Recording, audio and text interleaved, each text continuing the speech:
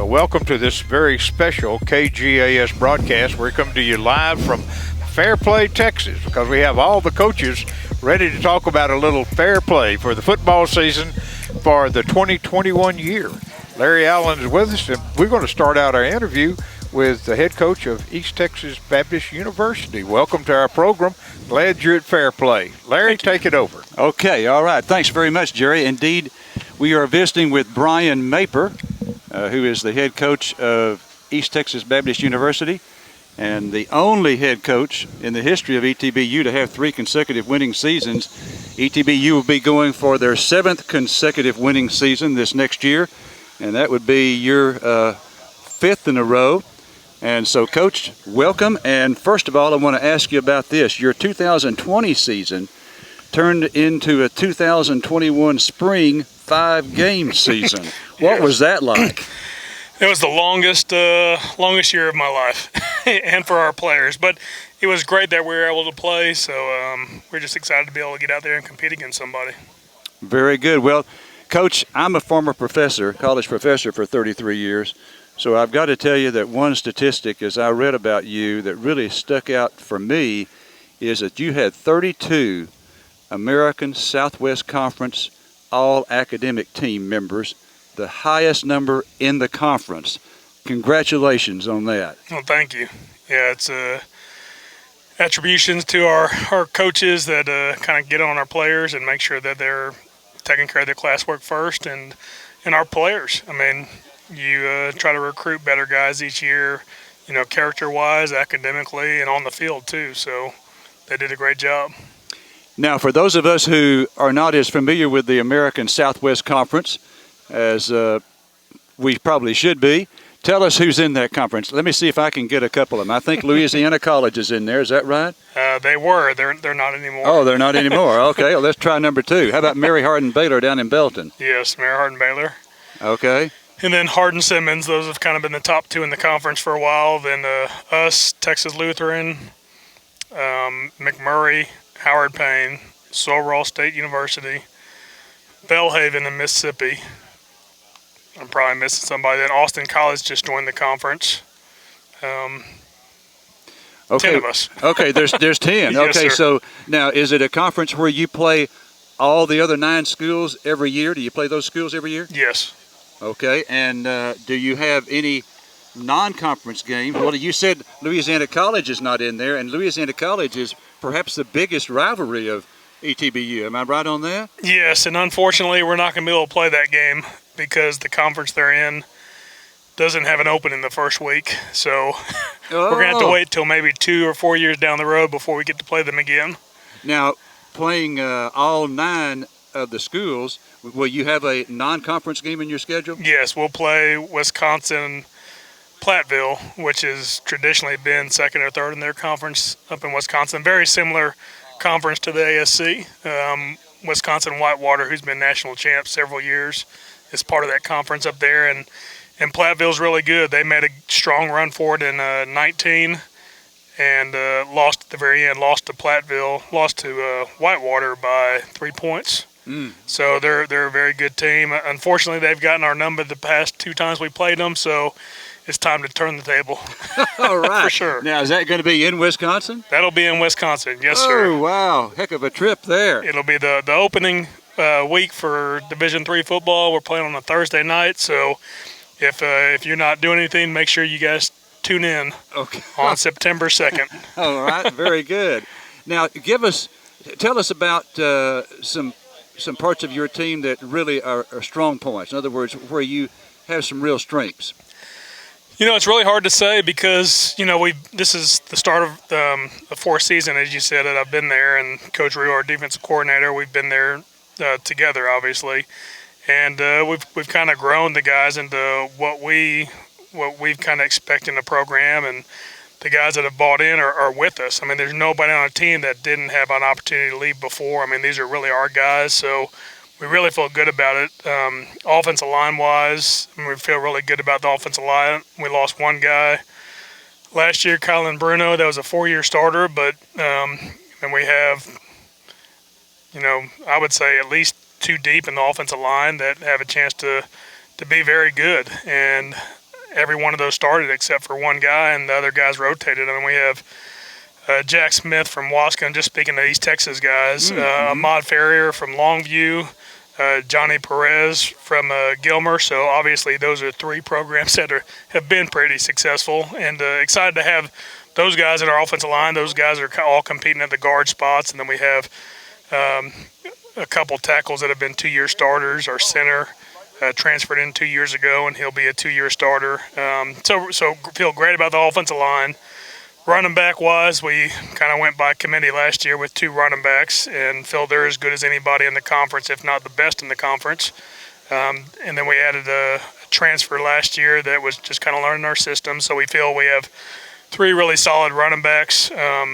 Tight end wise, we did lose the tight end that we thought was going to be really good as a freshman due to academics.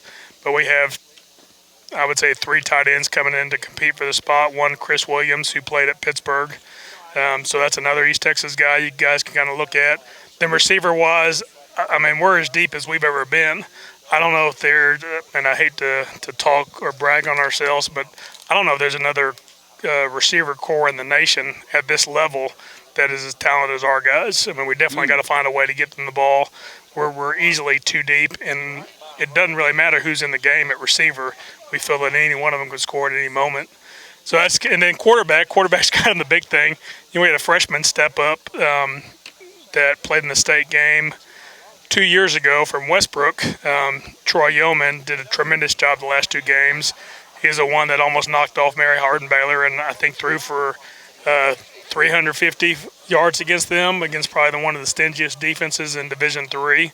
So, and then another guy that transferred in, Kobe Kraft, started off at North Texas, got hurt before we started the season, but he's competing for it. Then we got a couple other guys that kind of fighting for those spots too. So feel really good about the quarterback position. Special teams wise, I'm going to throw out, since another East Texas guy, Alberto Garcia from Carthage. Okay. Alberto's been our kicker for 2 years. He's done some punting duties. So feel really good about him. I mean, I would nominate him as a preseason All-American just because his accuracy and leg strength. He's been tremendous for us. And now we go to the defensive side of the ball. D-line is about as strong as we've been. DeMarge Darion is a East Texas guy from Longview. And again, I'm just naming the East Texas guys. Okay, sure. But he's one of the starters. Cameron Crawford is from Sulphur Springs. I guess that's really considered East Texas. I don't know. I don't know where our line divides at. But he was a true freshman, and he did a tremendous job. Linebacker-wise, and then there's a bunch of other guys in the D-line. We're probably, again, too deep there. Linebacker-wise, Justice Hanszen was a honorable mention, or actually an all-region candidate. Chase Thompson from Buffalo. I guess it gets more towards Central Texas, ended up starting the last 2 games. And then in the secondary, our All-American, KJ Kelly, a transfer from Hardin-Simmons a couple years ago, and Zach Pike, another safety. His dad coached at Dayton, so that's Southeast Texas. But feel really good. I mean, I don't know if there's really a weakness that we could point out on the team. I guess if anything, is just, our guys staying healthy. So I can't say there's a strength or there's a weakness. I'm just really excited about this year and ready to get it started. Well, Coach, good luck. Hope you have another winning season. Thank you. I appreciate it. Okay, and thanks for coming to Fair Play. Thank you.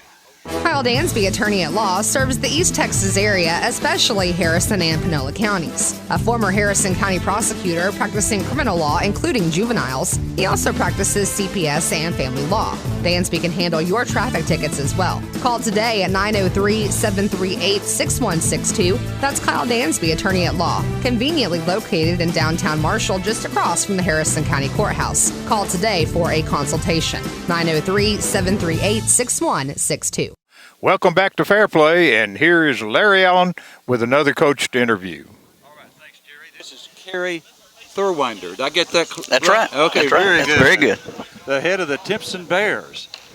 All right, well, Coach, first of all, tell us who your district opponents are. We've got a 5-team district because West Hardin dropped out this year. And so we've got us, Garrison, Joaquin, Shelbyville, and St. Augustine. Last minute dropout? Well, they wrote a letter to UIL saying that they were having trouble competing, this and that, and for the health and safety of their kids. Yeah. So Okay. I don't know. UIL let them out. That's all I know. Okay, we got a hole in our schedule. All right, so that means 4 district games. Right. And you already, I assume, had the schedule set before this happened. Right. So you're playing now with a 9-game schedule. Is that Correct. right? Correct. All right. Very good. Because the open date happened for us right in the middle of district. So I mean, week 9, I believe. So everybody's right in the middle of district. So there's no picking one up then. Yeah, you can't get one then. Right. All right. So tell us who you have in non-district. We start off with Frankston, week 1, then travel there, and then home versus Alto. Then we're at Mount Enterprise, then home against Price Carlisle, and then away versus Sims Bowie. All right. And let's see, give us let's start offensively. Tell us some of your guys that you're counting on offensively. Offensively, I mean, it all starts with our running back. He was first-team All-State last year. Braden Courtney rushed for a little over 2,200 yards. Then our quarterback, who was also two-way All-State player, Terry Bussey. He'll be a sophomore this year. He made All-State on offense as a utility player because we played him at quarterback, some at running back, receiver. I mean, he played a little bit of everywhere. But he had some shoulder issues, the reason we moved him from quarterback, but those have cleared up, so he'll move back to our quarterback spot. And then our 5 guys up front, we return all of those guys as well. Adrian Caraway, Jacorian Grace, Xander Stevens, Ernon Venegas, and Briar Sample. So those guys up front, that's our core, those 5 plus the 2 in the backfield. All right, very good. And you had a rusher with over 2,200 yards this past year. That's right. That's quite a season. Now, again, is he a senior coming in? Yes, he'll be a senior, Braden Courtney. Okay. He'll be a senior this year. And does he play any other sports? Well, he plays basketball. Of course, he's our starting inside linebacker as well. So he's a two-way. He's a two-way guy. But yes, he plays basketball and baseball. Oh, 3-sport guy. Yeah. Okay. Yeah. Now, what about defensively? Defensively, again, Braden Courtney, Terry Bussey, Logan DePapa up front, and Isaac Mathis. They're both returners. Of course, Courtney and Tyler Lane are returners, and at the linebacker position, along with KT Washington, our outside linebacker, and then Terry Bussey at our safety spot.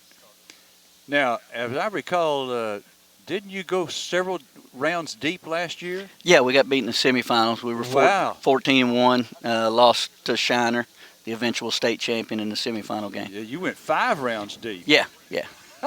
That's a fantastic year. It was. It was fantastic. We snuck up on some folks, because I think last year they had us picked 5th in district going into it, and we ended up tied for 3rd in state. So it's an outstanding year for our kids. 5th in the district you were predicted, and yes. you go to the state semifinals. Correct. How did that happen? What were you obviously had some surprises for the teams last year. What were the surprises? Well, I think the main thing was our offensive line. None of them had started for us last year. They had played some backup roles or been on JV, and so those 5 guys coming in there and doing as good a job as they did, and gelling as quick as they did, I think probably was the key to our success. All right, tell us about your assistants. My defense coordinator, Patrick Gandy, his dad, Wayne Gandy, used to be the head coach over in Joaquin for years. He's my defensive coordinator. My offensive coordinator is my son, Taylor Thurwanger. He's starting his, I believe, 5th year coming in now. And then other coaches, Robert Perez, Jake Tondro, and Patrick Pickens on the offensive side. Other than Patrick Gandy, I've also got Alex Cloudy and Chandler Burgay and Victor Valeria on the defensive side. So I've got 4 guys on offense, 4 guys on defense, and then including myself. So they do a fantastic job for me. And how many years at Timpson now will this be for you? This will be my 6th year coming up, my 36th year overall. 36th year overall. Yes. Okay, well, what are some of the stops that you've made along the way? Head coaching wise, Lovelady. I was in Lovelady for overall 15 years, head coach 13, and then Timpson. And then I was out West Texas as an assistant for a while. But as far as head coaching, Lovelady and Timpson are the 2. Loving Timpson? You loving? Oh yeah, enjoying yeah. being in Timpson It's now? fantastic. They've taken care of us since we've been there. We've built a new event center, built a new softball field, put turf on our football field, and so the community has really supported what we've got going, and we've been lucky enough to have a few good teams to help that out. I called a by-district playoff game in your basketball facility. Very nice. It is. I think it's one of the best, Yes. around for our size school especially. So, we're really proud of it. And in fact, there's several nice basketball facilities on that highway. Yours in Tennehaws. We've got us, Tennehaw. Yeah. Garrison's now passed a bond. I believe they're in the process of building something similar to that. Uh-huh. Anything else at Timpson High School you want to highlight for us? No. I mean, we've got volleyball started. We've got football started. Cross country's kicking off. It's an exciting time there in Timpson. Very good. Well, Coach, okay, what's the goal this year? Another 14-1 or something? Well, we want to. I told them at the start of the year, our only goal we're going to focus on right now is being 1-0 after August 27th, and then we'll go from there. Well, with that running back coming back, that's a key position right there. It is. I mean, we don't have to change a whole lot, to get going from where we ended last year. Try to keep that young man healthy. We will try. We're going to try. Hey, Coach, great to All meet right. you. Appreciate it. And thanks for coming to Oh, Fair no Play. problem. You bet. We are very honored to announce that Pippin Motor Company has entered our 70th year selling and servicing vehicles right here in Carthage, Texas. Hello, East Texas. Will Blackwell here with Pippin Motor Company. We know you have many choices of dealerships when looking for that next newer pre-owned vehicle. We recognize you want a dealership that will listen to you and help you solve whatever vehicle situation you may have, and we further understand you want to be treated like a family member. Well, Pippin Motor Company is that car dealership. Check us out today and experience a better way to buy a vehicle just across from Petaluma College or online at pippinmotorcompany.com. Hey, we're still here, Hanszen Broadcasting at Pat Browning's cabin here with the media and coaches. Now, I'm here today right now with Cody Ross. He's the athletic director, head football coach at Beckville, Texas. Yes, and we're sir. talking about Bearcat Nation. How are we doing right now? Bearcat Nation's doing great, doing real good. Had a great first week and just rocking and rolling. Well, you're going to start off the bang right off. You got some 2 scrimmages, but your team has already came in, reported, and you've went through some 2-a-days in shorts and T-shirts, correct? Yes, sir. What's the status now? What's next week? Next week, we're going to go to Alto on Friday, and then we'll follow that up with Mount Enterprise coming to town the following week. So those are our first 2 scrimmages, and we get back to afternoon practice starting on Monday with in-service and school starting on Thursday. So we're right back in the thick of things, and it won't be long before it's time to go play Waskom. Well, let's tell our listeners some dates here. On August 13th, you got your Alto scrimmage. It's going to be there at 5 o'clock. Yes, sir. And then I think your next scrimmage is going to be on a Thursday, and that's when your listeners need to really pay attention. It's going to be at home. It's going to be Thursday with your JV, right? It'll be JV and varsity against Mount Enterprise, and we're going to try to play that one at 6 o'clock. Oh, 6. You're going to start? Okay, be cooler. Yes, sir. And people don't know this. If they hadn't paid attention to the schedule, your first game of the year is Waskom, and it's going to be there. Now, I know you had a schedule last year for there, but rain and bad weather moved it to Beckville. That was why you was entailed to be able to have about 3 home straight games. Right. But we're going to start off the bat at Waskom, and it's going to be on a Thursday. Yeah, we're going to play on a Thursday night. We do the officials draft every year, and once we got to week 1, the officials were there's always official shortage, and they were down the officials, so we had a choice to either move to Thursday or move to Saturday, and both of our superintendents were okay with it, and I don't think weather will be a factor this year. Joaquin put the new turf in, so we're going to open up things. You said the magic word. First round out of the box. Joaquin put some turf in. That grass was funky. Yeah, it was. Hear me? It was. Coach Lawson's going to be fired up down there. They've got new turf, and they're excited, and so not really a better way to open things up than down there against those guys who are a pretty good football team. Well, I tell you what, you got some other things that's coming up on August 16th. Meet the Bearcats at Football Stadium. And what time is that going to be? We're going to start that at 8 o'clock. And that's going to be at the stadium, right? Yes, sir. Then on the 17th, you got the Football Pictures Day, am I right? We're actually doing our picture day this coming Monday. This coming Monday, is that media day? That's the night. That's our media day, yes, sir. All right, that's one thing. We'll start that at 1 o'clock with football, and I think volleyball and cheer and cross country and all those guys are in there somewhere as well. So Monday at 1 o'clock, everybody starts after y'all, right? I believe so, yes, sir. Okay, media today. All right, that's good where you get your pictures. Well, I know what you're looking forward to, and the homecoming is going to be West Sabine on the 17th. That's your first home game live, and it's the non-district. Am I right? Yes, sir. So right now your players are coming in. You got to, I always said last year you had a three-headed monster, but this year Milo's gone. Now Bo Hammonds is going to take that third head with old Ryan Harris and Jacoby Williams. Yeah, I mean, it's always good to have kids returning. That's kind of been the highlight point so far this week for me is, when we get the run game together and we start working our mess drills and our quarterbacks and running backs get together, all those guys have a lot of familiarity with one another. They're all back. We lost Milo, which was a valuable piece of our offense, but feel really good about Bo, and there's a couple other guys that are going to be able to help as well. So, Bo started every game for us on defense last year, backed up Milo some, and this year he's just going to have to be one of those guys that plays both sides of the ball. I think he's up for the challenge. He spent a lot of time this summer getting himself ready to go. So, with those other two doing a lot of good things, Bo fit right in with what we're doing. But you got a lot of players that will not be coming off the field. You got Ryan Harris, Jacoby Williams, and Bo Hammonds, and then you got these other seniors coming in. Now, tell me about your offense and defense line. How you set there? Yeah, we're that's where we got to find out who's going to be able to play for us. Right now we've got two guys coming back from last year's team that played for us. Both of those guys split time. They both played right tackle for us and split time. So we had a freshman, Brady Davis, and we had a junior, Elijah Sexton. So right now, Brady was a freshman last year, wasn't he? Brady was a freshman. Right now, Brady is our center going into camp. He's been there all week. Elijah's playing the tackle spot. So I've got three sophomores filling the other spots for me right now. You got some big boys? I got some big-sized kids. It's just they've never played on Friday night. So a kid named Jasper Best, kid named Cole Hurd, and Eli Sanders, some guys like that are trying to. Did you get any move-ins? We did not. We didn't get any move-ins. That's unusual. Which is fine. We like the homegrown kids that we have. We did go from having about 42 in camp last year to 47 in camp this year. So gotcha. We got really good numbers for Beckville. Now, didn't Jacoby's younger brother coming up? He's just going to be in 8th grade. He looks like he's about not 18, but he's just going to be an 8th grader. So I thought he was going to be on a freshman team or JV. Okay. One more year and he'll be with us.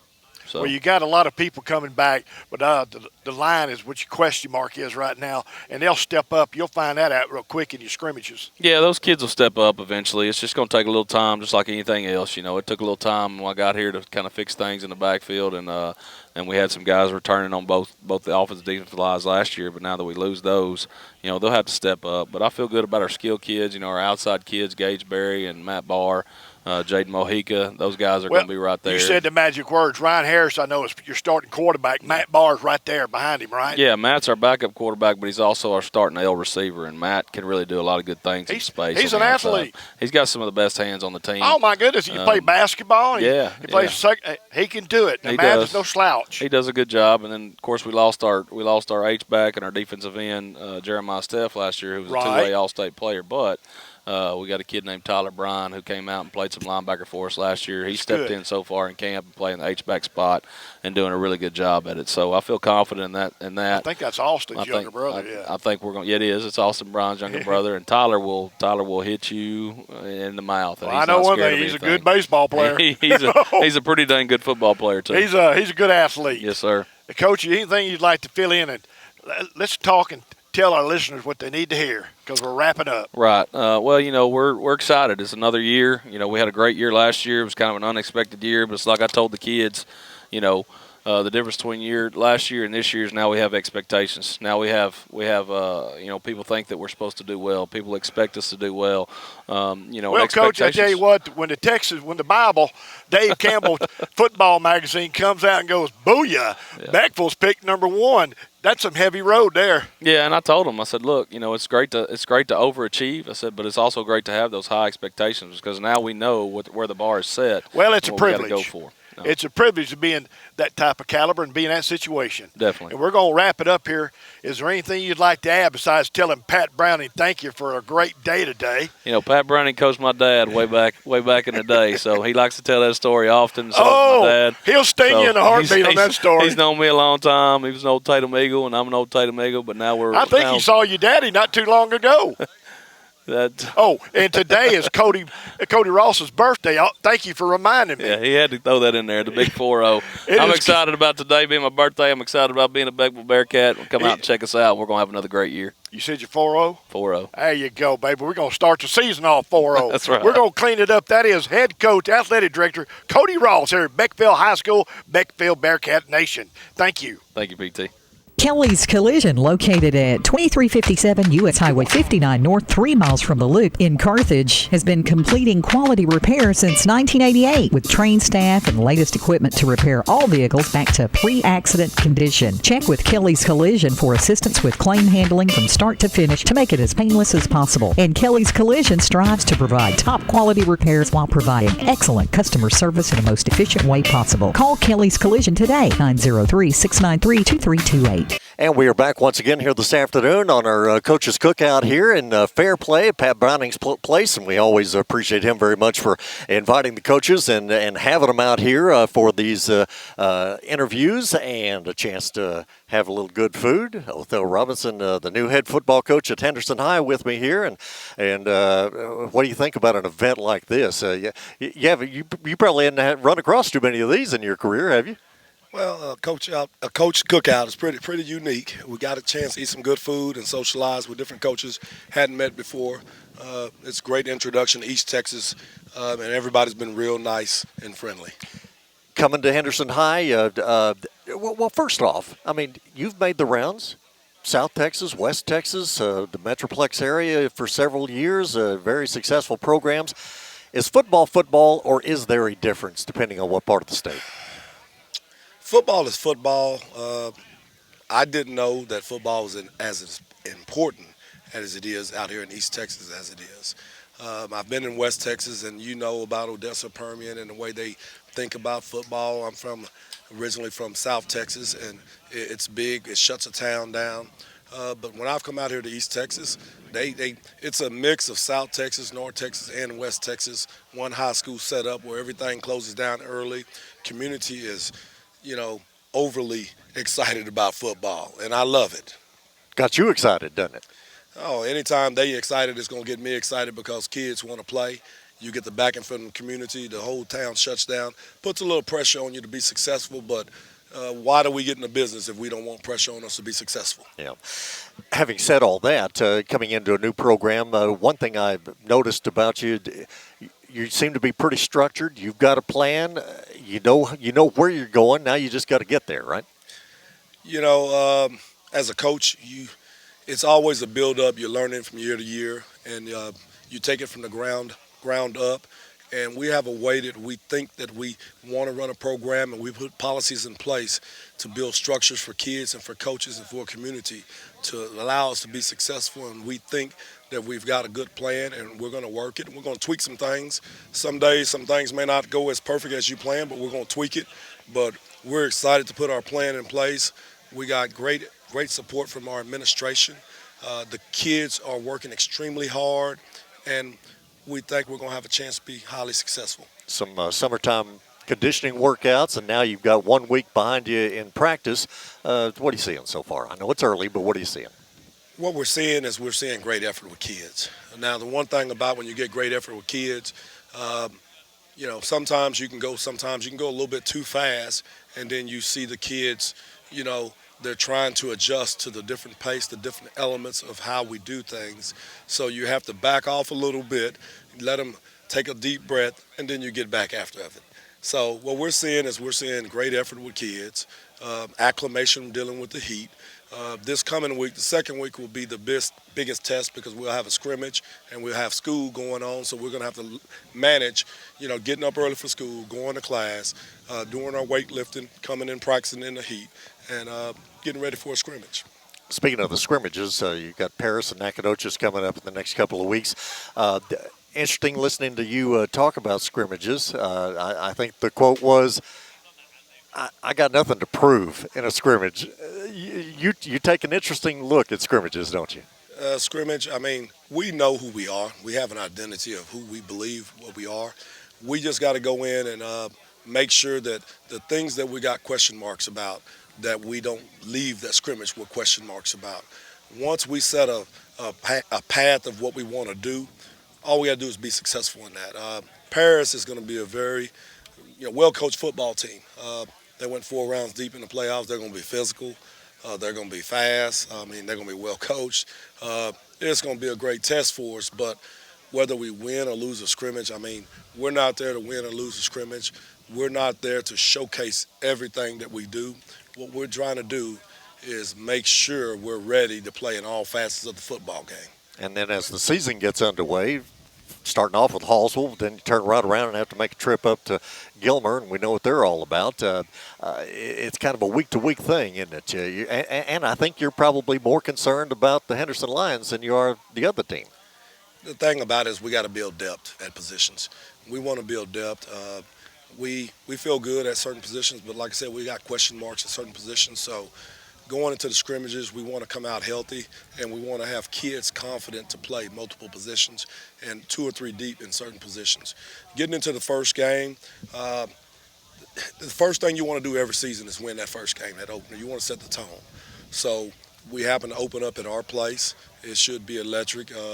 They got a new coach coming in. We got a new staff coming in. So it's going to be a test of wheels of who can implement their strategies and their schemes offensively, defensively, and special teams the fastest and be the most efficient. Now, when we go to week 2, when we play Gilmer, Gilmer's a championship program. They were in the state championship game last year. We have a lot of respect for them. We'll be ready to play. We're excited for the test of playing somebody who's been on the big stage, who yearly, they're a 4 or 5 round team. They've won multiple state championships.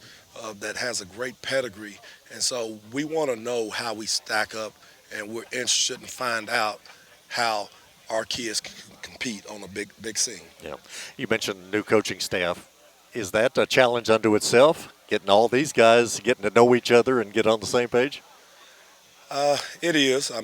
Everybody's got to learn how, my mannerisms. I got to learn their mannerisms. We got to learn the expectations on how we deal with kids, how we practice, how we set our practice schedule, how we set our equipment out, how we take our equipment up, when do we give our water breaks, how do we deal with injuries. We got a new training staff as well. We're new across the board, so we're all learning on the job, and then we're learning the most important things is how to navigate the positive relationship with kids. So, and we're trying to learn, what we have to do to make us better. So it's all been a challenge, and if we weren't up to the challenge, we wouldn't have accepted the job. And we get into sports because we are results. We want results, but we're going to do things the right way. And we understand, everybody wants it to be a sprint, and you got to be successful week 1, week 2, week 3. But we understand it's a marathon, and so what we're trying to do is put a program in place that can stand the test of time. We're not trying to do something that's going to be just good for the here and now. We want this to be, something for the future when we can have something we can be proud of that's going to have stability. Is that the ultimate goal for the season 1 for you? Yes, sir. It's built a foundation through all our grades of how we handle business, how we process, how we work daily, and the mindset that we got to have in the classroom, in the community, and on the football field as well. Very good. Otho Robinson, head coach at Henderson High. And forgive me, I'll just tell you right now, forgive me if I call you Coach Henderson, because I'm just glad we're not with the Robinson Rockets. That's all I got to say about all that. Coach Robinson, Henderson High, thanks so much for being on the program. All right, thank you. This is Clayton Kirsch at Fairway Ford in Henderson. Let me ask you folks, have you heard this before? Selling cars like candy bars. Stack them deep, we sell them cheap. Affordability at your fingertip. Making dreams happen. I move metal. Teamwork makes the dream work. All roads lead to Fairway. Treat others the way you want to be treated. Seeing green is saving green. For the people, credit approval. You pick it out, we'll work it out. Folks, there's only one thing to remember. I'm sure you've heard them all, but the only one you need to remember is look for the sign on 79. This is John Curry with Fairway Ford in Henderson, Texas. And as we continue here on our program this afternoon, our Coaches Cookout program out here in Fair Play, Gabe Norris, head coach of Mount Enterprise, is our next coach that we're going to take a chance to talk with here this afternoon. Second-year program for you at Mount Enterprise, and I kidded with you earlier, but good to see you're still here. Hey, I'm telling you, I'm glad they kept me. We're excited to be there, excited for what the future holds for us. Had a challenge last year getting this thing going, and may still be a little bit of a challenge, but year two has got to you've got to have seen some progress. Yeah, the numbers really didn't do what we wanted them to do. We're kind of waiting for school to see if maybe we can get a couple more kids out. But as far as the maturity, man, our kids have grown. We had our first we had a midnight practice last night, and all of our kids were kind of excited about that, and had first full padded practice. And I'm telling you, man, we hit. And I was super excited. We looked like a whole nother team than what we did last year, and we were happy the weight room was paying off. Not only the physicality change for this year, but just the speed of the game, hoping that your guys kind of get involved in the game this year? Yes, we had a whole bunch of young kids last year. We only had one senior that played any significant minutes, and so all those juniors have finally developed, and I think they're really excited, and my sophomores and freshmen who had to play are excited, and they're much more prepared. We changed offenses to kind of fit our speed because we're not exactly the fastest people in the world, but we're big and we're physical. And so, we're really hoping that'll come in and be a good thing for us. I'm trying to think. Last year I met some kid who said he was a quarterback. Is he up in high school yet, or are you still waiting on him? No, I'm still waiting on him. Yeah, he's not there yet. He's got one more year, so he'll be an 8th grader. Who do you have, though? Do you have some youngsters that you're really looking forward to having a good season? The one I'm really excited about, we had a kid come out. Actually, I'll tell you about two of them. One of them is Dawson Zarazinski. He started for us all year last year on the D-line and O-line, and I'm really excited for him. He's going to play our strong tackle on the offense, and he's going to play defensive end for us defensively. And then we've got a kid who came out named Tracy Thompson, and we're real excited to see what Tracy does. Really interested. He's going to be a freshman this year. Really interested to see if maybe he can't step in and claim that running back spot. How about that? Yeah, we're going to see. We're going to give him a shot at it, and he's either going to like it or we'll wait till he's a sophomore. In all honesty, Mount Enterprise is an interesting community because of the business growth there along the highway. Does that translate into a growth in the school district? There has been growth in the school district. We've not seen the numbers in the high school. I think we're going to see the numbers more in our junior high and our elementary, which is really good for the program because that gives you more time to develop the incoming people that you've got coming in to play with you.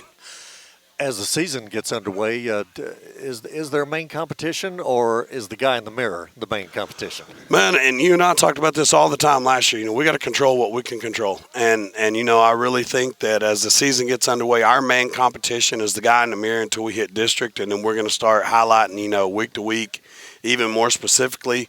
I think there are 3 or 4 teams that are all fighting for that 3rd/4th place spot. We hope to put our name on it, but we won't know more until about 2 weeks later. So it's almost like as you go up the ladder, you were literally taking it one rung at a time. Yes, sir, and we really have to, and which is it's all what you should do every single year. I was kind of hoping by this year we'd be able to look a little further along, but last night was very, very exciting for us. You were talking about kids I'm looking forward to. I do have a couple of my seniors I want to brag on.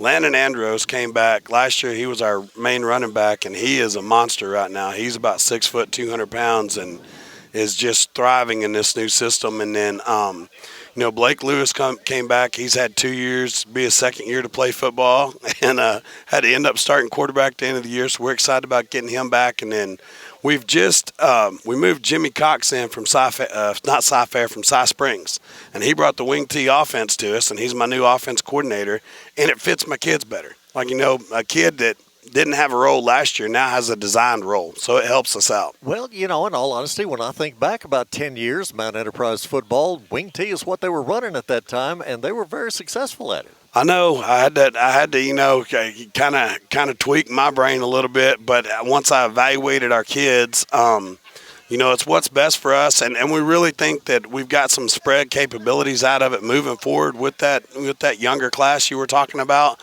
because we can stay in the same system but make it a spread offense, so our offensive line keeps the same stuff all the way up. Yeah. Scrimmages coming up. Who do you have? We have Alpha Omega Academy, which is a new to 11 man coming up from Huntsville. They're a little private school. They're going to scrimmage us on Thursday, and then we got old Cody. You guys interviewed him, Cody Ross over at Beckville. We're going to their place the next Thursday. So we're excited to get to play Cody. We're not really excited to get to play all Cody's guys. So. Well, you can give him a belated birthday present. Yes, sir. Yes, sir. Belated birthday. Good deal. Gabe Norris, head coach at Mount Enterprise. I appreciate you coming out and being a part of our program here this afternoon. Had your fill? Yes, I did. Ate plenty. Man, I'm telling you, the jambalaya is delicious. It's a pleasure to be here. Good deal. Coach, I appreciate it. Hey, thanks, Mark. I appreciate it. Always good to talk to you. Thank you. We all like to save money, and State Farm can help with discounts. When you combine your car insurance with your State Farm homeowners insurance, you get big savings. So talk to me, Agent Tate Barber, and experience the good neighbor service that has made us America's #1 insurance company. Together, we can help you make sure you get the discount you deserve. No policy with State Farm? No problem. Call me, Agent Tate Barber, at 903-693-7555 or stop by my office, 1502 West Panola, directly across the street from McDonald's, to find out how much a multi-line discount can save you. Back once again here this afternoon in Fair Play at our Coaches Cookout here at Pat Browning's spacious facility, and we thank him very much as always for having this Coaches Cookout every August as we get ready for the start of the season. Going to take a minute here and talk with Brendan Alvarez, the second-year head coach at Garrison High, a program that you didn't come in and have to restock the cupboards. You've got athletes everywhere, don't you? Yes, sir. I was very fortunate to take care of, take over such a great program. Larry, he's still around. He's now junior high principal over there with us, and he did a great job. He left it in great shape for me, and I just had to kind of take over and just take it from there. All right, so here a couple of years ago, you're hanging out down there in the beautiful Coryell County, Coppers Cove, doing that 5A, 6A football down there. Did you have a clue where Garrison was, or did you have to look at it on the map? Actually, no, I graduated from SFA. I knew exactly where Garrison was. It was Coppers Cove. I didn't know where it was. Okay. Coaching's in your blood, so it's in the family, isn't it? Oh, yes, sir. My dad, he was a GA at McNeese a long time ago, bounced around a little bit in college, and he was in Jasper for about 8 years, and Lufkin, Newton, Kirbyville. He's just kind of moved all over. Yeah. For you, last year, the Garrison football program, obviously you had a great season. Basketball, baseball at the state championship tournament. You've got kids who know how to win, and that's got to be a great place to start, isn't it? Oh, yes, sir. That's the whole deal with our kids. We turn the lights on, our kids are lights out. Garrison kids are special. That's just how it is. Last year, we had a little rough patch at the beginning, especially with COVID and, not seeing the kids for 6 months. But, once the kids learned us, the buy-in has been phenomenal. It's been great. From a football standpoint, coaching standpoint, the whole COVID thing, do you feel, kind of think it's behind us, or is it still something that you got to look at week in and week out? Well, we know a little bit more about it like right now. Everything's still changing, but I have to say the worst of COVID is behind, especially from, an athletic standpoint.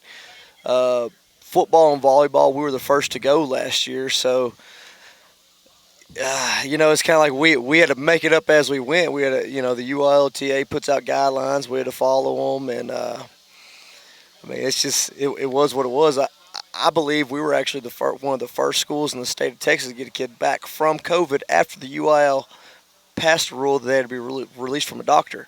So I remember they passed that rule, and I was getting a kid back like the 4th or 5th day of practice last year, and they kept going to doctors trying to get released, and no doctor would release them. So finally I had to call Dr. Els. I'm like, what do we do? She goes, well, they got to get released from a doctor. I'm like, well, how? She goes, well, they just got to get released. So, eventually we figured it out, and after all that happened, it started getting easier for us to get kids back, but it was tough. Yeah. Well, and plus on top of all that, it'd be nice to have the stands full again. It would be great to have the stands full again. Now, as a first-year coach with a new system, not having the stands full was beneficial sometimes because I could look out there on the field and I could just yell, "Hey, you need a block down," and the kids could hear me. But yeah, it's going to be great to have the stands full again. Expectations for this year? Obviously you're not going to sneak up on anybody, but what are you expecting? Expectations are high. If we can stay healthy, we got a chance for a great season. We only had 4 seniors. Now, we lost 4 good seniors, but pretty much the whole team's back. So if we can stay healthy, our first 5 days, we're so much farther along at this point than we were last year, the first 5 weeks. Yeah. If we can just stay healthy, we're gonna have a chance to have a really, really good season. Anybody in particular you want to brag on that you're hoping to have that great season, or is it an overall team thing here? It's overall. I really don't like pointing kids out, especially since we got so many kids coming back. Every kid on the team's important. From the guy that doesn't get to play much Friday nights, that's always on scout team, to the starters. The one kid I will point out is Maxwell Gibson. Right now, our quarterback is hurt. Now he's been practicing with us. He's just not full released, and he's been practicing, and I've been practicing Maxwell quarterback so that I got somebody for the first couple scrimmages and first couple games. And Maxwell's just been great. He's been completely coachable. He watches the kid that was our starter last year and took us 3 rounds, and it's been a really good deal. Yeah. Scrimmages coming up. Who do you have? We got West Rusk next Friday. They're going to be good. Nothing like a scrimmage like that to get you going, is there? Oh, yes, sir. So actually, our scrimmages are tough for a reason, just like our schedule. we were 2-7 at one point and ended up getting to go 3 rounds. And I don't know if the kids really believed at that point we'd have a chance to go 3 rounds, but it's because of who we play, who we scrimmage. Dave Campbell's, I know they came up with some ranking, and they had us as the toughest 2A. And, that's just kind of been the sell for the kids. It is nice to have stuff like that. Like, hey, we're going to scrimmage West Rusk this week. They're number 11 by Dave Campbell's in 3A Division II. And then we're scrimmaging Palestine Westwoods, who's going to be gigantic, and Manny, Louisiana, who I think they won state last year in Louisiana. Well, and for you, I'm thinking this schedule here was, for the most part, probably already in place. Now next year with redistricting, you'll get to make up your own schedule. Do you like that, scheduling tough folks? Yeah, I like a tough schedule. Our kids are hardworking, and it's part of the sell. Hey, because a lot of kids, when you jump on top of them in a game, they kind of quit trying. That happens, especially when they're getting the crud beat out of them. But our kids, I just see it as a way to sell it to them. Like, the record doesn't matter. The wins. Right now, the wins and losses right now don't matter. The only time it really matters is in the playoffs. So I see it being a huge advantage, and I'm going to try to schedule another tough schedule next year. And I've already signed up to play Waskom again for 2 years. I'll go with the team in maroon and white in that game. There you go. Okay, very good. Brandon Alvarez, head coach at Garrison High. Thanks so much for coming on and doing this. Yes, sir. Thank y'all very much for having us. All right. It's Tim Bush for XL Ford in Carthage. When it's time to purchase a vehicle, whether it be new or used, I invite you to let us make you a deal. I've been in East Texas area all my life, and I know what East Texas people want. A good deal on their purchase and service after the sale. If you don't shop XL Ford in Carthage, you will never know how much money we can save you. I promise that the fine folks at XL Ford will roll out the red carpet for you. Visit us on the Southeast Loop or on the web at xlford.net. All right, thanks very much, Jerry. Here with Jason Holman, the head coach of the Tatum Eagles. How many years at Tatum for you, Jason? This will be my 3rd season. Okay, and let's see, are y'all in class? I'm guessing y'all are in Division I. Is that right? 3A Division I. Okay. Give us a reminder of who's in your district. So we're in a district with White Oak, Sabine, Gladewater, Atlanta, Jefferson, New Boston rounds out our district. Okay, got some stout teams in there. There are. For one, Gladewater, I think, is predicted to have a pretty good team this year. Yes, sir. All right, and I know that you are too. So we're going to talk about the Tatum Eagles. Let's start with your offense. Tell us some of the young men that are coming back, and some that you're working with that are going to be new players this next year? Well, we're pretty fortunate. We've got a good group of returning starters coming back off last year's area finalist team. We've got quarterback Kendrick Malone. We've got running back, linebacker Damian Smith. We've got several guys up front, Alan Flores, offensive lineman, Ty Webb, Nathaniel Clayton that played for us significantly last year up front, and then a receiving core that's coming back with some experience with Jaden Boyd, Kendall Williams, Cam Redwine, Ty Webb, some other guy. Ty Bridges. So we're good. We're fortunate to have some returning guys. Some of those names I recognize from calling your basketball games. That's right. Yeah. Mainly Jaden Boyd and Kendrick Malone. Right. Got some athletes in that group for sure. Sure do, and we're very fortunate, and it's a good group. We've got a good senior group of about 23 seniors that we have this year, which has been the biggest senior class that I've had since I've been at Tatum. So we're excited for the year. How about your quarterback? Quarterback, we've got Kendrick Malone, Jackson Richardson, both play quarterback for us. Kendrick has been a starter the last 2 years, but both of them are plenty capable. We're very blessed in that regard. We've got two quality quarterbacks, and that provide a lot of leadership for us. All right, go over to the defense side of the ball. So defensively, we've got returning up front on the defensive line, Trey Fight, his brother CJ Fight, Malachi Ward. They were our three down linemen. We're in a 3-4 scheme. At linebacker, we've got Jacoby Norris, who played outside linebacker for us some last year. Nick Calhoun inside, Damian Smith inside. Walker Davis, who was a backup for us last year, got some experience at inside linebacker. And in the secondary, we end up with Isaac Dancy at corner, who's got 2 years of starting experience for us. Got Ty Bridges at a safety, who's a returning starter. And Drake Walton, who's played on the other side of the corner spot.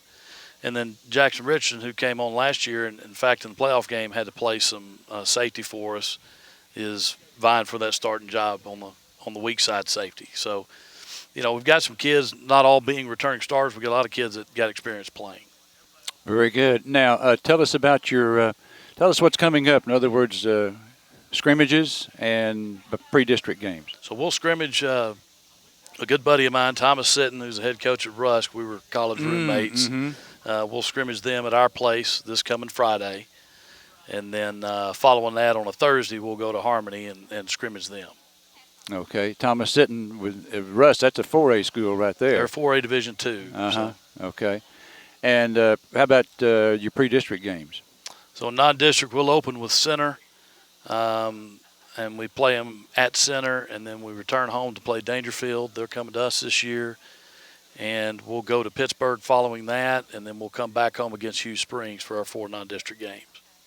Okay. How about the kicking game for you this year? Kicking game, we lost a good kicker punter for us last year. So we've got 3 guys right now that are fighting, kind of battling out for the kicking duties. Alan Chavez, Jose Ventura, and Christian Cadena, and they're all kind of fighting that out. They're all seniors, by the way. So we're going to have to see how that plays out and who earns what spots. But they do have some experience kicking for us, so we'll see how that works out. And where have you been prior to coming to Tatum? So prior to Tatum, I started my career coaching straight out of college, went down to Houston, spent 2 years at a junior high system in Humble, ended up at Jersey Village High School and Cy-Fair ISD for 11 years, and kind of made my way up through that, became a defensive coordinator while I was there. And then Thomas Sitton had the opportunity to get the head job at Chapel Hill, and I went with him as defensive coordinator for there. Okay. And we had some good runs there. We went to state in 2010 and lost, and then won it in 2011. So we had some really good runs while I was there. And after the 2014 season, I had an opportunity to go to Lufkin as defensive coordinator, where I spent 4 years there with Lufkin prior to getting the Tatum head job. So you were at Chapel Hill in 2010? Yes, sir. Okay. I was there from 2009 to 2014. Okay, I broadcasted that game. Y'all put it on us on Carthage real good that year. In fact, I tell you, my wife always gets a little uptight about the fact that football playoff games interfere with Thanksgiving plans. Right. And so I went home after y'all knocked us off 46-14. I went home and I said, honey, just go ahead and make whatever Thanksgiving plans you want to make because there's no chance. And sure enough, the next week, Nacogdoches whipped us 41-20, but that was the last team to beat us That's in the right. year. Yeah. And so, that was a great year. That 2 East Texas teams won that classification, won the championship that year. So we ended up playing Henderson in the state game, and we got beat 28-20, and they were a good team in their own right. But the Carthage game, I can tell you right now, I was as shocked, and we as coaches were as shocked as y'all were. I mean, the kids just came out and played, and they just put it together. So it's one of those things you can't really explain. But what we didn't know right there at that point in time is really how good we could be until after that game. Okay, yeah. So that was a game that y'all said, okay, if we can beat these guys, we can play with anyone. That's right, yeah. Okay. And we didn't lose a game up until the state game after that. So. Well, now tell us more about Tatum. Anything you want to add about the high school that you want us to know, or the athletic department? Yeah, so we're excited for the year. Athletics in general. I mean, we've got some great facilities. We've got some great kids. They work hard. We were fortunate enough last year to go to the state playoffs in football. Went to state finals, state championship game in basketball. Ended up at the state track meet. We've got a bunch of kids that work hard, understand the value of hard work, and of course we're blessed with some athletes in there too. But they're really a testament to hard work and what it gets you in life. So we're excited about the year. Now I want to ask you about a gentleman, and I just wonder if he's still there. Someone that I just really admired, J.D. Haggerty. Is he still around? He was a track coach for many years there at Tatum. So he has actually gone to Marshall. He had an opportunity to get back on full time, and he's at a position in Marshall. But I drive by his house every single day when I come in the back way to go to school. Okay. So I see quite a bit of him. He and I have a great relationship and respect him quite a bit. I've known him a long time, well before coming to Tatum. Oh, and I tell you what, one of my very good friends that y'all picked him, y'all got him from us. I tell you what, that was a steal. Levin Barker. That's right. Yeah. Coach Barker's our women's AD head volleyball coach. Yeah. He's a great one. He does a great job. Well, Coach, hey, great to visit with you, and good luck this year. Hope you go several rounds in the playoffs. Thank you. Appreciate the opportunity.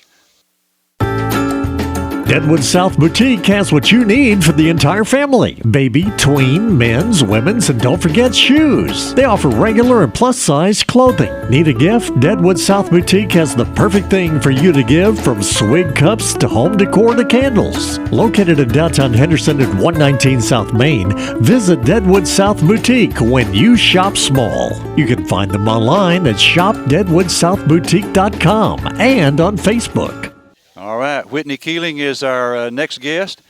Okay, and Whitney, so I just learned something about you, okay, building houses and coaching. I've never heard of that combination before. Okay, so how long have you been building houses, and how did you get into that? Well, I'll tell you a quick story real quick. When I was in college, my roommate we were at SFA together, and when he graduated, went home. Instead of going into the coaching business, he went and worked at a lumber company. And so my first job was in Jacksonville, and we were from Kilgore, and so he went back home and was working there. And then I ended up staying at Jacksonville for 3 years, and then I got coaching job at Kilgore, which was my hometown, and got married. And so he helped me build my first house.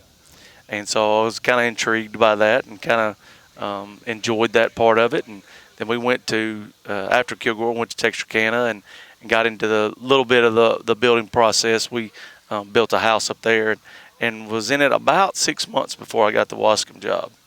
And so my wife was either going to stay in Texarkana and leave me because of her house, or I had to build her a new one. And so when we got to Marshall, whenever I got the job in Waskom, we built our first house there, and then I met a guy, Brad Burris is the Century 21 agent in Marshall, our kids are the same age, and we kind of developed a rapport and good friendship, and now we own a construction company, and we do remodeling, new construction. We just do all kind of stuff. How about so that's kind of how it goes. In fact, you remodeled the Patty's house, is that right? And we did. That was one of our first projects together. We did Brooks' house. Okay, well, very good. Now, the Waskom Wildcats got a couple of state championships there. How many years at Waskom now for you? This will be my 12th season. All right. I know time flies. It does, doesn't it? Okay. All right, well, tell us about the Wildcats this coming year. Well, we returned quite a bit from our semifinal team last year.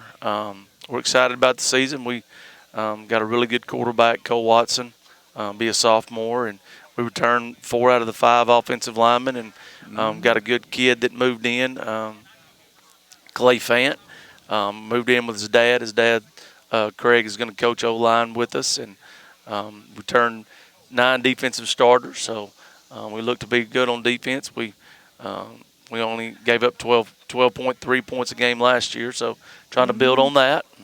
We've had a really good week, great weather for the first week of practice for probably the first time in August since I can remember. So we're excited about it. Wow, 9 defensive starters, 4 out of the 5 O-line back, quarterback back. All the running backs. All the run. The only 2 starters who graduated to offense were 2 receivers, one of them being my son. Well, I don't know if Jerry let me do it, but I'll be over at AT&T in December anyway, so might as well do your game too. Well, if you're going to be there, that's probably I'm assuming that you're saying that Surratt's going to be back. Well, we certainly hope so. I understand. But yeah, I tell you what, that's terrific, boy. You've got a really good chance, unless someone gets injured or COVID comes along and messes things up. You got a chance to really be good. Well, and the expectations are always high. In Waskom, we've been very fortunate to have a good run since I've been there, and anytime you're able to win it, that's expectations. Now every year. Not that you can achieve that like Scott, but it is the expectations. Tell us about your coaching staff. I got a bunch of guys that have been on staff with me forever. Coach Kubiak's our offensive coordinator. He's been with me all 12 seasons. Coach Watson's our defensive coordinator. He's been here since 2015. Like I said, Craig Fan is one of our offensive line coaches. Has 28 years experience, head coaching experience. Daniel Swaim's one of our offensive line coaches, and a bunch of our defensive guys have been with me for a long time. So we have a great staff, great camaraderie. It's fun. I don't consider it a job by any means. That's another characteristic that's just like Carthage. I mean, a lot of stability there. That's more important than I think most fans realize, in my opinion. Well, and I agree with that because the kids are familiar with all the guys. They coach them from the 7th grade up. By the time they get to be high schoolers, they know who they are. They know how to coach. They know the kids. I really believe that is one of the reasons that we have been successful. I assume that you start teaching them your terminology in the 7th grade. We do. Our junior high are coached by all of our high school kids. By our high school coaches. It's a little different probably in a small school. I know that, places like Carthage or Longview or wherever, they all have junior high staffs that are actually coaching with their terminology. Our coaches are actually coaching them. So not only is it the same terminology, it's the same coaches that are coaching them. Tell us about your district. We have a really good district. Us and Elysian Fields, it's a war between us. We beat them last year in the regional final. So it tells you, how good they were. We beat them on a last-second field goal. And so that tells you, them. Hugh Springs is always a perennial tough team in the district and playoff team. And then there's a lot of those teams at Queen City and Harleton and, New Dinah. They were all really, really young last year. So I figure that, they will be improved. So it should be a really good test for us. The fact that 2 teams from your district playing in the regional final, that says a lot right there. It does, and Elysian Fields returns a lot of players as well. So I look for them to have a really good season as well. Playoff games sometimes come down to just 1 or 2 points, and the kicking game is important. Tell us about the kicking game for you. We graduated our kicker last year, Jose Meza, but we have a new one, Ezekiel Ruiz, and he's looked really good in camp so far. He was a soccer kid for us and didn't play football last year, but has came out and has performed well for us. We expect him to do good things. Well, all we need him to do is kick extra points. Are you like Surratt? Very few punts. Very, very few punts. And in 14 games last year, we punted 9 times. Oh, so we don't work punt very much. Okay. Well, Coach Surratt does not go into punt formation very much. Often the quarterback just steps back, a couple of yards, right, and punts it away. Does your quarterback punt also? Well, we haven't done that previously. My son was the punter, so we actually don't have a punter right now. So we're in kicking competition. Oh, all right.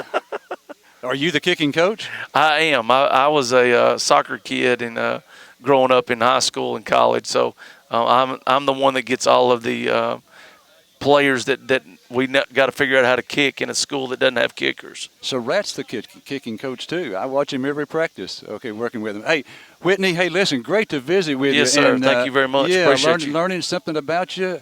This house building that I did not know. We got free advertisement out of this right now. Oh, I don't know. You may get a bill. Oh, we might get a bill for it. I understand. That's funny. Okay, thanks. Thank y'all. Waskom ISD is a leader in academics, athletics, band, and FFA. Success is achieved by hard work and dedication. The Waskom ISD board and students are working hard to build on past success to achieve and have another successful year on the field, in the gym, and in the classroom. Waskom High School working to not only build a better community, but educate our children to be a success in the game of life. On to victory, Maroon and White Wildcats of Waskom High. All right, thanks, Jerry. And we've got a first here for Meet the Coaches, and that is that we're going to visit with 2 officials, 2 referees. So we've got Ronnie Mutina, who I know for the last 5 or 6 years. I run the clock for all the Thursday night Carthage games, and Ronnie is the referee, the white hat for all those, and Dee Daniel. Now, are you 2 in the same crew? We're on the same crew. He's my head referee. I'm a head linesman. On Friday nights. Because not only do you work Carthage on Thursday nights, but then you're assigned to various games on Friday. Well, Jason told me that the main reason that we're going to have you guys on is to talk about rule changes for this year. So why don't you kick it off, Ronnie?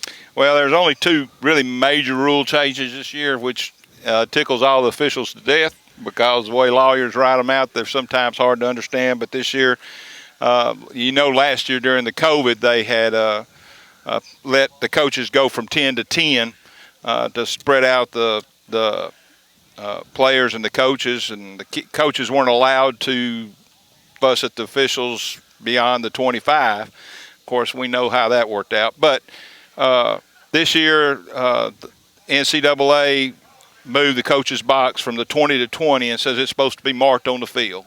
Apparently it's going to be permanent 20 to 20 instead of 25-25. The other major rule change this year that some people might see is the overtime rule.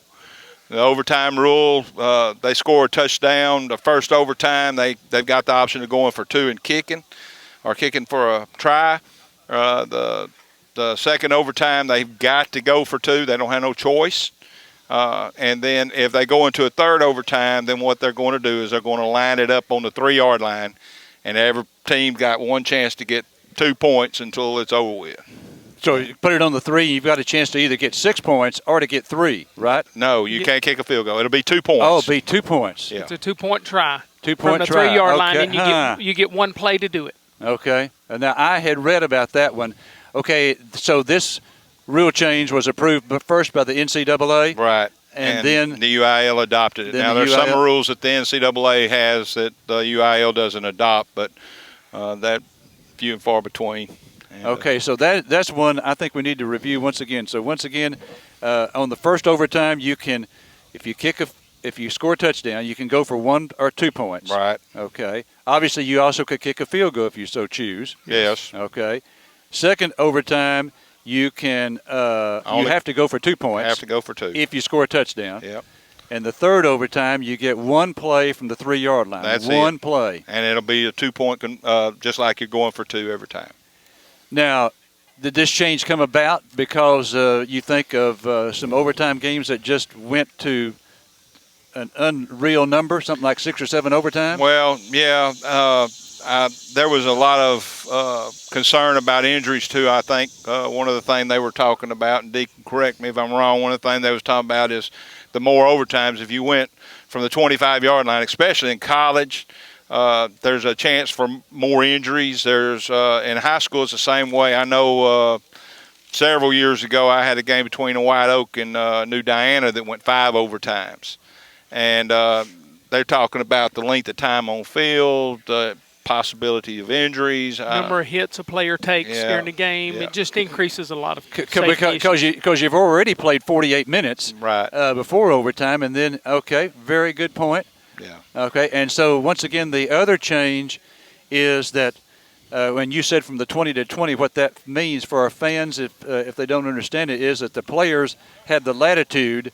They can go anywhere from one 20-yard line to the other 20-yard line. Yeah, you cannot you cannot go beyond the 20. Right. It's more geared toward the college coaches instead of the students. But yeah, the students can go out there too. It gives them an additional 5 yards on each end this year. Okay, what's the toughest call to make in basketball? There's no doubt about it. In basketball, it's either the charge or a block. Okay, that's a tough call to make. What are some of the tougher calls? I'll let you have this one, D.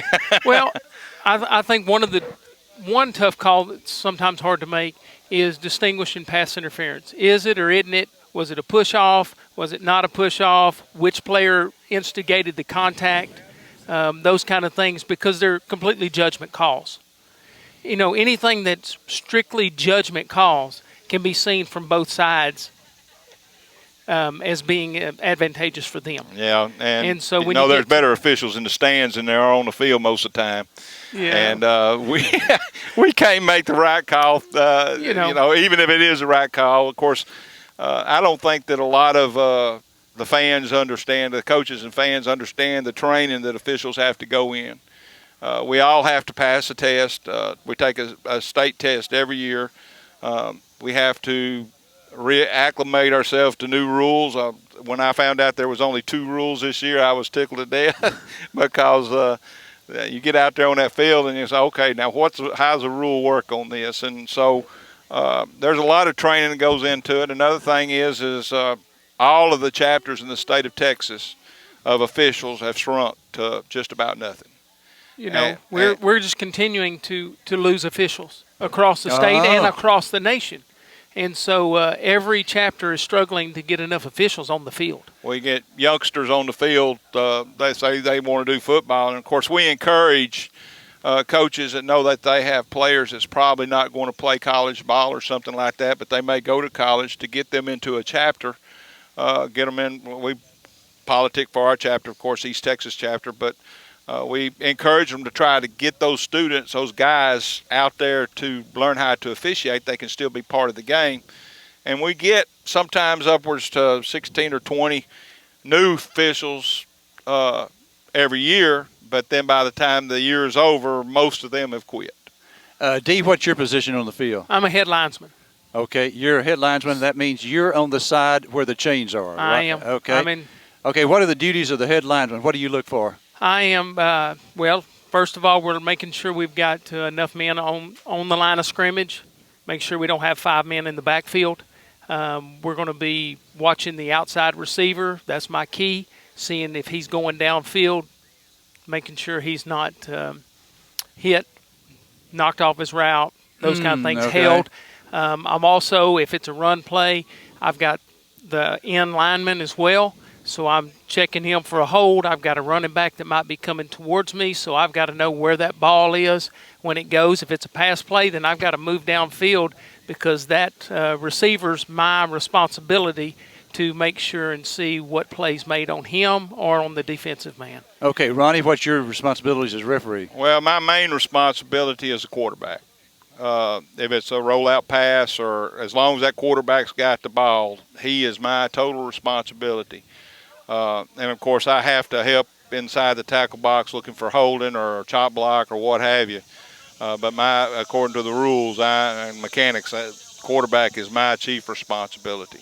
And so positioning on the field, D, you would be, again, on the line of scrimmage on the same side as the chains. Yes. Okay. Ronnie, you're 15 yards or so back behind the line of scrimmage. Okay. Now, the umpire is generally about 6 or 7 yards behind the line. Within 10 yards of the line of scrimmage on the defensive side. Right. What's his responsibility? Mainly to watch the tackle box, which is from tackle to tackle for illegal blocks, holding. Okay. That's mainly it. Yeah. Okay. Yeah. Now the line judge, which is on the line of scrimmage and opposite from where the chains are, does he have the same responsibilities that you have? Yes. His are going to flip just to his side. He'll have the same responsibilities as I do on the headlines. And so we mirror each other as far as our responsibilities on opposite sides of the line. What you'll find out is the two wingmen. Sometimes there's 4 wingmen if you got a 7-man crew, and the back judge all work as a unit. The back judge got you got 2 split to one side and 1 split to the other, or doubles on both sides. Each one of them have enough player that is their responsibility. Plus, all of us have to keep our peripheral visions for fouls and things that go on. But the whole crew works as a unit. Once my quarterback has released the ball, then it's mine. If it goes down the field, it's my job to follow down and see anything that's going on behind the play. So, and that back judge, like Ronnie said, the wingmen have the outside guys most of the time. He's got the inside receivers. He's going to have them when they come down the field. And so depending on which way that quarterback looks or which way that running play goes, he then looks heavy to the side where the ball's potentially going. Okay, I have a question to ask you from watching officials through the years. Okay. Let's say there's a running play, and this guy's going to score on an 80-yard run. Mm-hmm. Okay, and he's a real fast back, so he outruns the back judge to get to the end zone. Right. Okay, he's clearly in the end zone. The back judge will not signal a touchdown until he gets to the goal line, Absolutely. and then he signals it. Why does he wait that long? That's the mechanics. That's the mechanics. Okay. The mechanic says you're not to signal till you are on that goal line. Okay. And you'll also see that's also the wing's responsibilities as well. That wing should not signal till he gets to the goal line as well. So if you're behind it, you're trying to get there, and hopefully that back judge can get enough head start to try to be there before, but it sometimes happens that he's not. But we're supposed to wait till we get to the goal line mechanically. Now, and you do Thursday nights. Sometimes we'll have 3, sometimes we'll have 4, sometimes we'll have 2. And, we're getting older. Those kids aren't. Yeah, and of course, since the back judge, you don't see the senior adults back there at back judge. You see the young guys, right? Not very often. Not very often. No. Okay. You have a question? I don't. I was just giving you time. Okay. All right.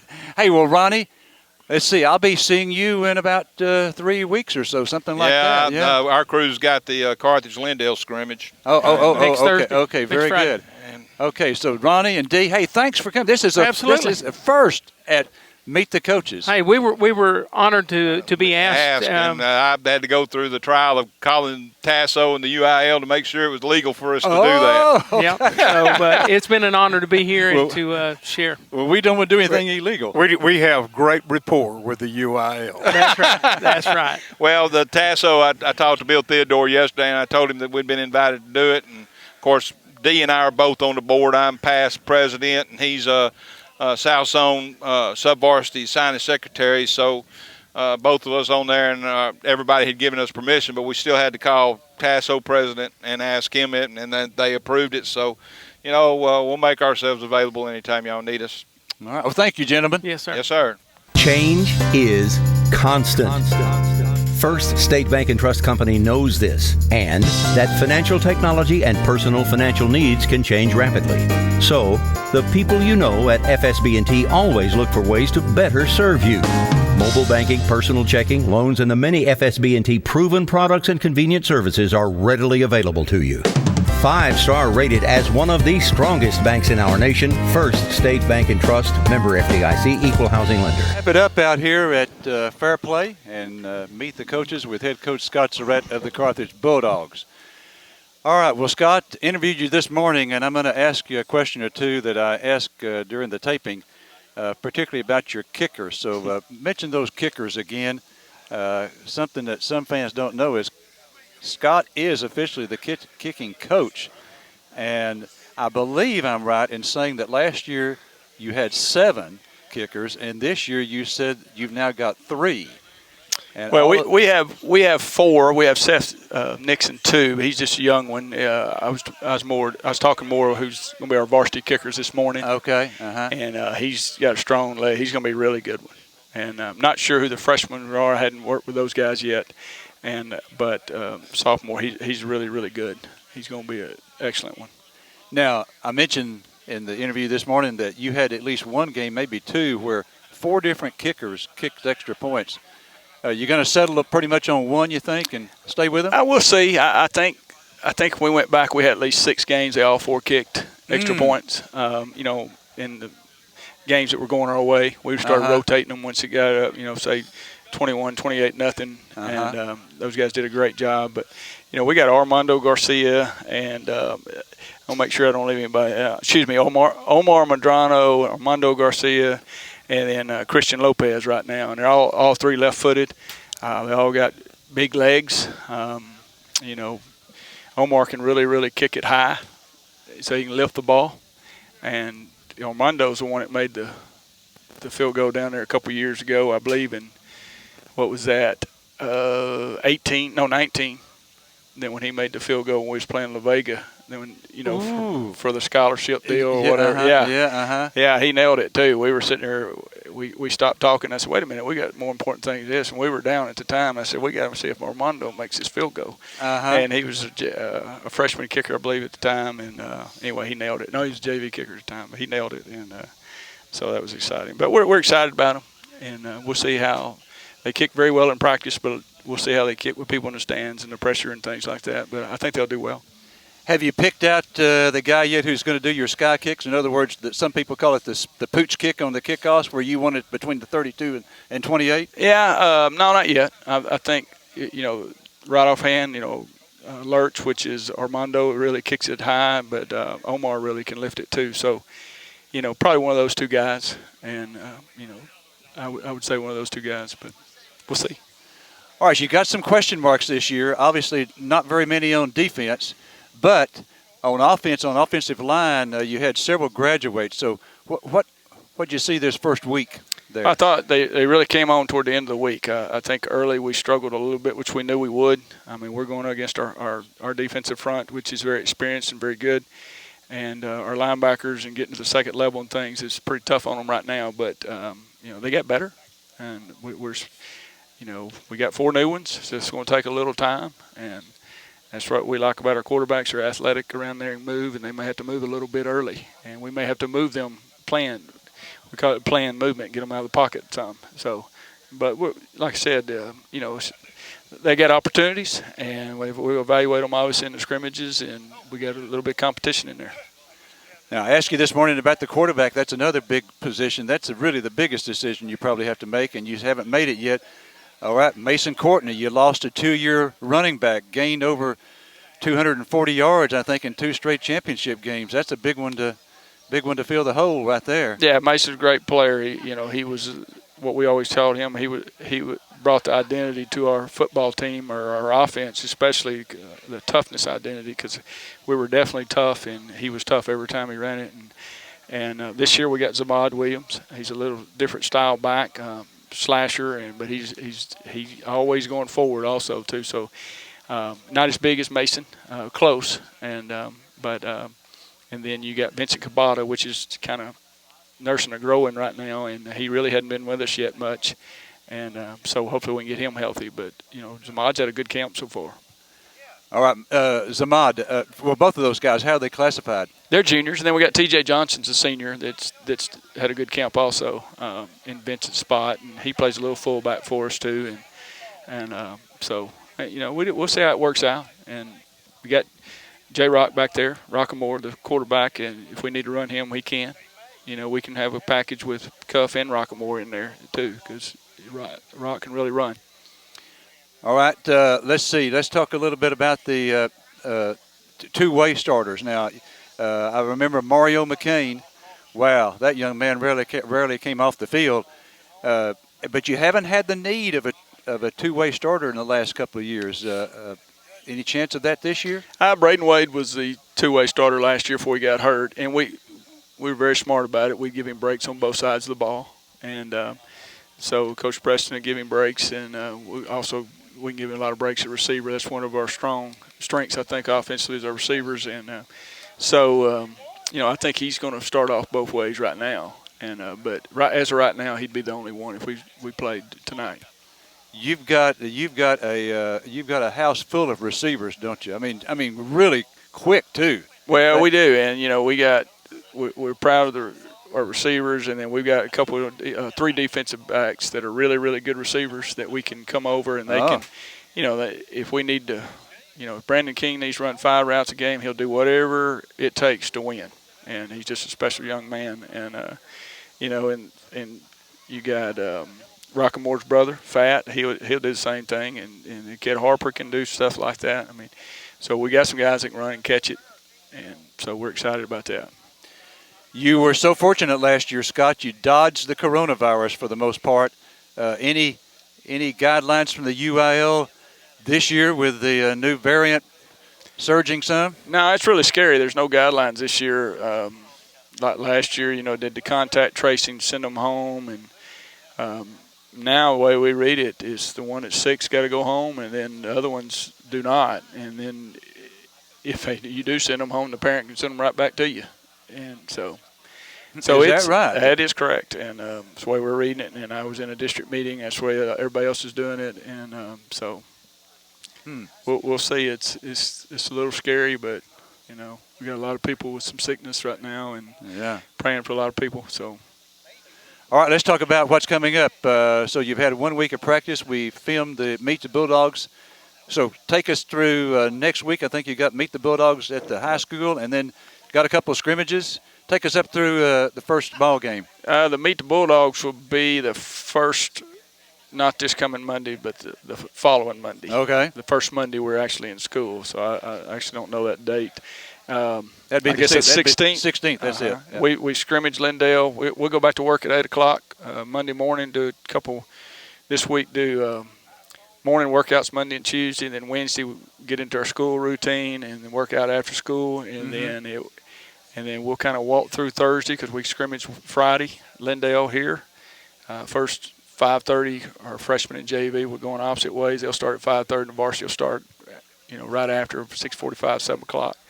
And I think they're supposed to be pretty good. And then the following week we'll go to Kilgore and scrimmage, same times. And then Crosby on the 26th at 7 o'clock. I've seen 7:30 on some things, but it's a 7 o'clock kickoff. 7 o'clock down at New Caney. That's correct.